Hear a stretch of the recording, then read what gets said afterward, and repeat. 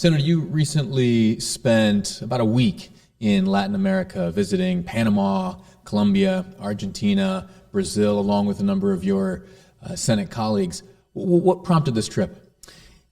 We wanted to get a handle on the interaction between various Latin American countries and China on trade and economic affairs, and when it comes to military affairs and the acquisition of weapons and that sort of thing. We also wanted to get a sense as to what's happening with the drug trade and what we can do, what resources we need on our end to deal with the drug trade, particularly that portion of the drug trade that originates in South America. On that drug front, while you spent time in Bogota, Colombia, you joined members of the DEA as well as Colombian law enforcement to tour a drug lab that had been seized and discuss some of the policies to curtail the drug trade itself in that region. What did you learn there? What stood out to you? It's really interesting. They walked us through what happens when they make cocaine. They have large coca fields. The coca plant is different than I expected. I imagined it to be much bigger, a more majestic leaf and plant or tree. It's a little shrub, about the size of a burning bush, and the leaves are only about that big. But they'll take 2 or 3 acres worth of coca leaves, which they harvest every 3 months, and then they mash those up. They put them through a system with a weed whacker to sort of blend them just a little bit. And then they'll take a few pounds of that at a time, put it in a 55-gallon drum full of gasoline, and then they add a few other chemicals to it. And that's stage one. At the end of a few days, the residue that collects at the bottom of that 55-gallon drum full of gasoline collects. They drain that off, and that becomes the cocaine base.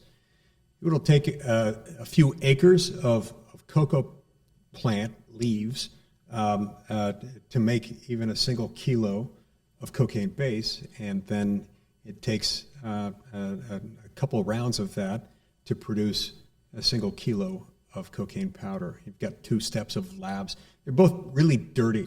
So in step 1 of the lab work that I talked about, they're left with these gallons of 55-gallon drums full of gasoline, but it has a few other chemicals in it, and it contaminates it. It makes it useless for operating a car or any other kind of vehicle. So they just dump it out. They dump it into the river or into the forested areas that they tend to inhabit. And we're talking about millions and millions of gallons of gasoline dumped every year. It's an environmentally toxic process. Colombia has tried to focus more and more of their law enforcement efforts on going after the labs, because once they can find the labs, if they can shut those down, they can't move it across. But there's a lot still that remains to be done on the transportation of it. We met with Colombian police and with U.S. Coast Guard personnel who explained to us where the pitfalls are and what we can do to close those gaps in our security. I don't want to compromise anything tactically or strategically, but can you shed any light on what is needed and what will be done? We need more Coast Guard vessels. There's also a type of vessel that we can use to coordinate international operations between various competing countries throughout the Americas who are willing to help us patrol these waters. A very large percentage of all cocaine that makes its way into the United States, all cocaine is produced either in Colombia, or most of it is made, or in a few parts of Peru or Bolivia. So from South America, most of it makes its way up to the United States, if it's going there, through what are called go-fast boats. And we have visibility into enough of those that we could track down a lot more of them, stop a lot more of them if we had more Coast Guard vessels, and if we had greater interoperability with some of our partner nations on this. And so we're looking for ways to do that.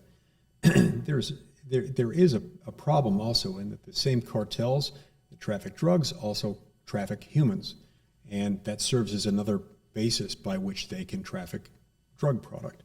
If they're coming from South America and they're going by land, they're going to have to pass through Panama, and generally they pass through an area called the Darien Pass.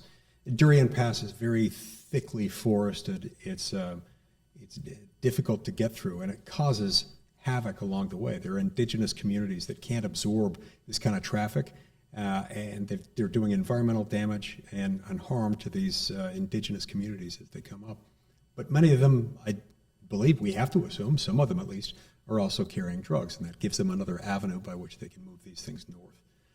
When a kilo of this product is produced, a final finished powder cocaine in Colombia, some say it's worth about $1,000. By the time it gets to the United States, it's worth more like $40,000. And so they're always looking for ways to get it there because of the risk of loss, the risk of detection.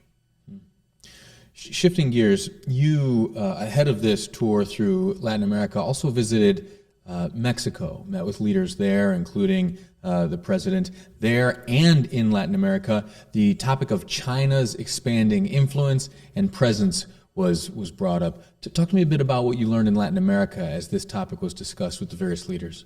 I expected by the end of the trip to have some concerns that would need to be addressed. I was a little unprepared for how stunning I would find the facts on the ground. China has made substantially more inroads than I had imagined in Panama, in Colombia, in Argentina, in Brazil. Those are the countries we visited in this trip, and in many, many other places throughout Latin America.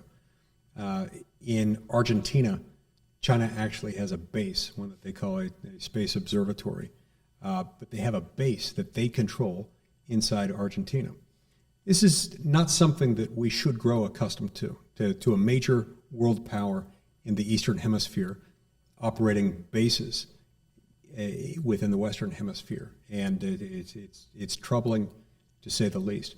This is happening at the same time when a lot of these same countries are starting to buy weapons from China and starting to engage in more trade with China. I mean, we trade with China also, but when they start dealing in weapons and they start entering into trade agreements to solidify the relationship moving forward, we know about China's predatory practices and how China wants to loop them in and make them more and more of an ally and more dependent on trade with China. And so I think the answer to all of this needs to involve a lot more aggressive efforts to open up free trade throughout all of Latin America.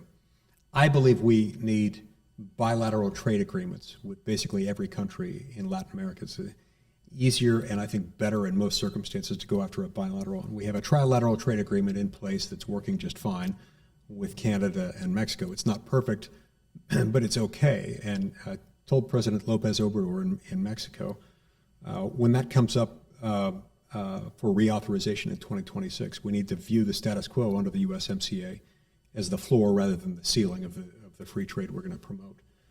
But if we work with our Latin American partners, our partners in this hemisphere, we're going to be much more capable of not becoming dependent on China for trade purposes or otherwise.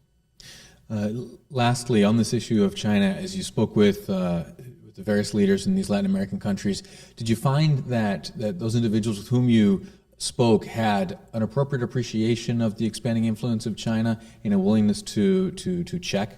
Some of them certainly did. I felt strongly that leadership in Panama and in Colombia at least have an appropriate degree of appreciation for the risks involved. And almost everywhere we visit, we heard reports of a lot of the infrastructure projects that have been contracted out with Chinese Communist Party-backed firms. In many instances, the work they produce is shoddy, and the customer is displeased with the end product. But it's a mixed bag.